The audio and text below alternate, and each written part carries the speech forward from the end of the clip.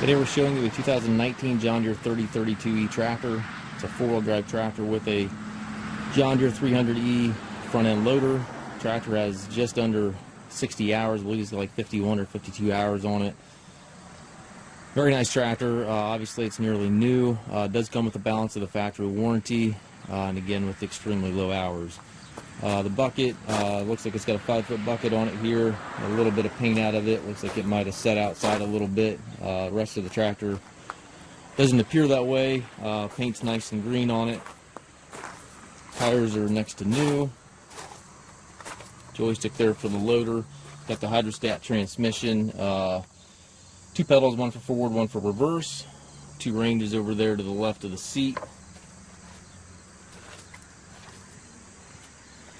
It does have the telescopic 3-point arms, which are very, very hard to find on these 3E series tractors. Makes it a lot easier to hook your implements up. Very nice feature. Drawbar is there. 540 PTO. Top link is here.